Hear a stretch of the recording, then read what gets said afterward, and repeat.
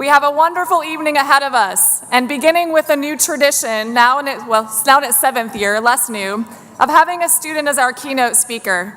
We conducted a nationwide search and we screened a large number of highly qualified students, 136 to be exact, out of more than 7,000 who initially submitted applications. These applicants ranged in age from high school seniors to graduate students, and all share the intent to pursue a career in science, technology, engineering, or mathematics. We are pleased to have with us this evening Ms. Morgan Kopecky. Morgan joins us as a senior from Woodbridge High School, a competitive public school in Irvine, California.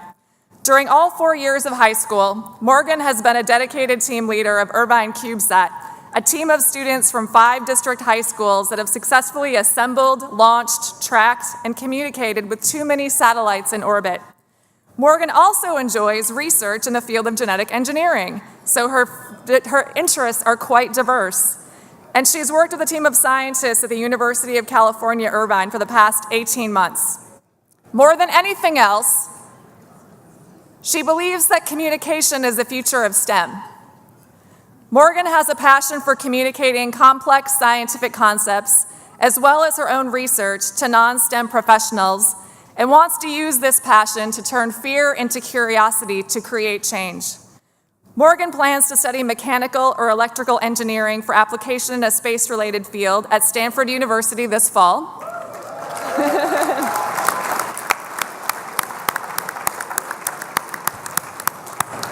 And in addition to serving as tonight's keynote speaker, the club is providing Morgan with a $10,000 scholarship to support her academic pursuits.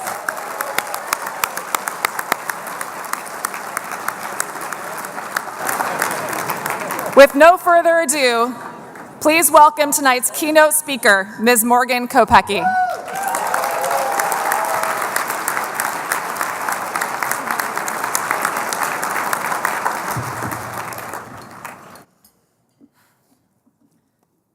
Space is not generational.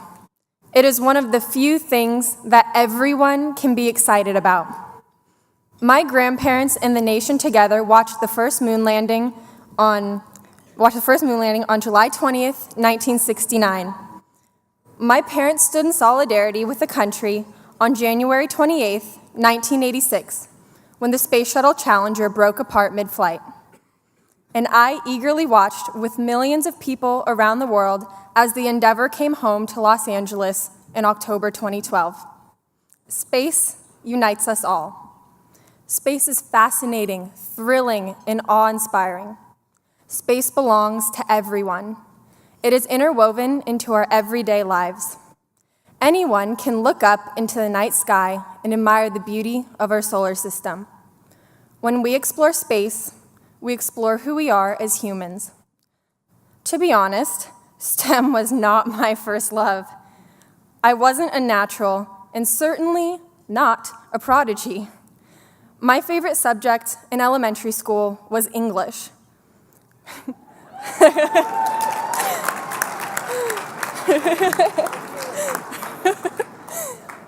Although I was always fascinated with how things worked, studying science in textbooks just wasn't my thing.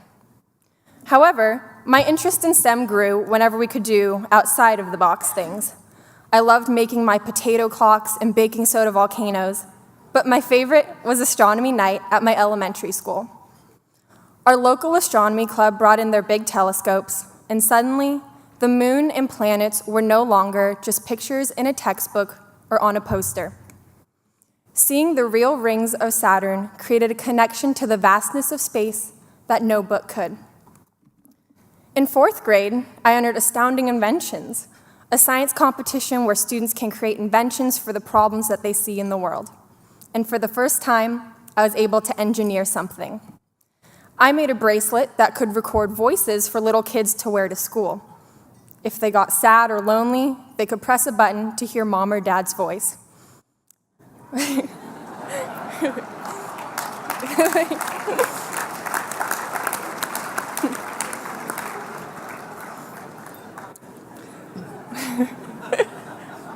I enjoyed this experience, and I even received a participation ribbon for it.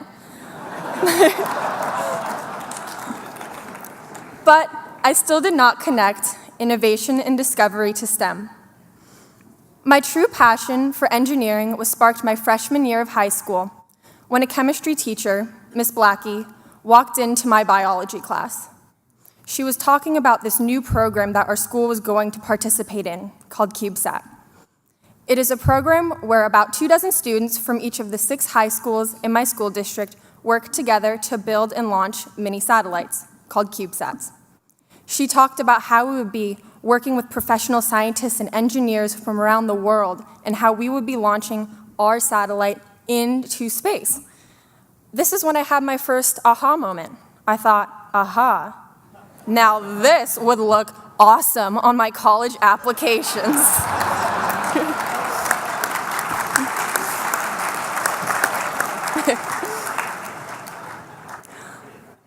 Although the opportunity sounded incredible, I remember thinking, well, I know nothing about electrical, mechanical, or computer science engineering.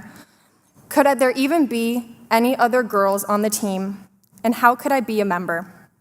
But Ms. Blackie emphasized that any student could join regardless of their level of skill or knowledge, and her encouragement is what led me to try out and ultimately join the team. 2 months later, I had my second aha moment, but this time it was different. It was, this CubeSat thing is super cool. And that's when I really dove in. Over the next 2 years, I got my ham radio license, went to VTV testing centers where they shake and bake the satellite to make sure that it doesn't fall apart in space, and worked with my classmates to locate existing satellites in orbit, and most importantly, assemble our satellite. I even got the high honor of tying the antenna on our satellite. I was the last student to touch it as we were packing it up in its shipping case to be sent off.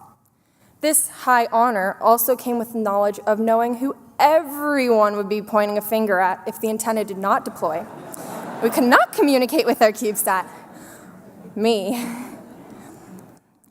As things progressed, Ms. Blackie selected me to be the leader of our team, and what happened next surprised me. Becoming a team leader and science educator was a lot harder than learning rocket science.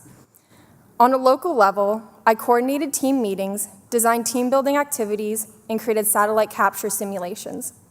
On a larger scale, I reached out to professional scientists to help us when we ran into issues and had to troubleshoot. I presented our team's work to a panel of NASA judges. I went from doing to communicating. And my favorite part of the job was reaching out to younger kids like myself in 9th grade.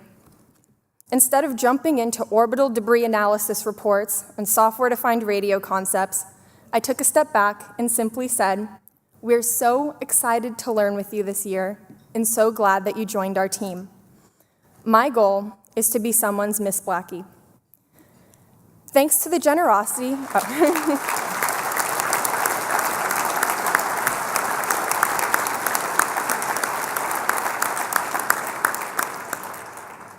Thanks to the generosity of the National Space Club and Foundation, Ms. Blackie is here with us tonight, and I would like to take a quick moment to recognize her.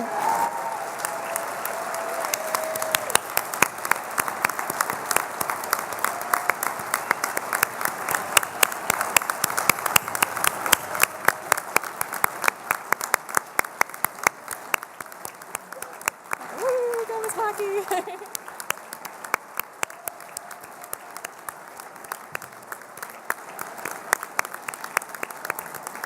I don't think she was expecting all this.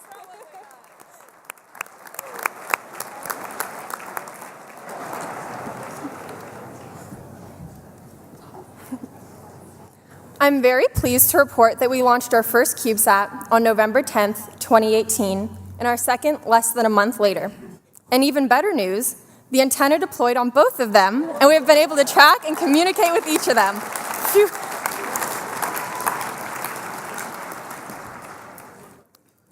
Dr. Goddard once said, "The only barrier to human development is ignorance, and this is not insurmountable." He could not have been more correct. All space-related fields have so much to offer the world. The application of this work, such as improved travel, defense, and discovery of new knowledge, can benefit everyone. Combining public communication with science to further STEM education is important. It is imperative that we continue our outstanding space education efforts. STEM education and outreach is the reason why I am on this stage tonight. I am inspired by space research and the people who choose to dedicate their lives to it. My research experience has shown me that science is not a rule-riddled individual pursuit. Real space research combines forward thinking with enthusiastic, diverse people who live to collaborate and improve life as we know it. I now know completely that my career lies in space research, and I couldn't be more excited to get started. I began 9th grade somewhat interested in electrical engineering, mechanical engineering, and coding. Unfortunately, wonderful mentors like Miss Blackie reached out to me and encouraged me. But more importantly, they inspired me. 4 years later, I can now say that my favorite memory from my senior year of high school wasn't our homecoming football game or prom. It was watching the launch of the Falcon 9 SpaceX rocket carrying our CubeSat from my cell phone in my 3rd period Spanish class.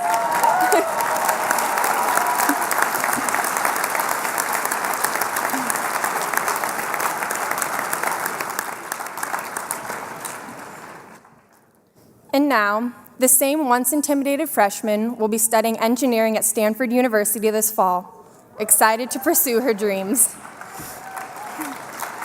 Thank you.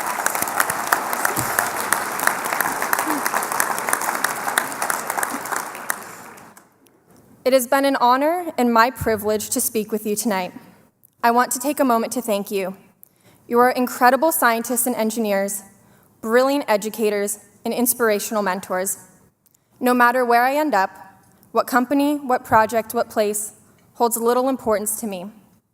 My life goal is to encourage someone to find and pursue their passion, like all of you have and continue to do.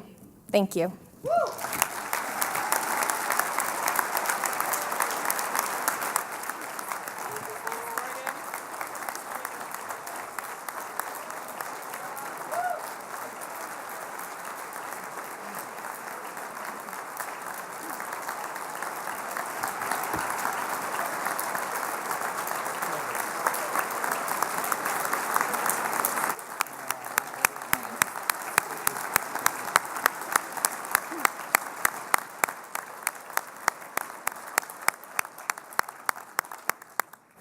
I think we can all agree that Morgan has a very bright future.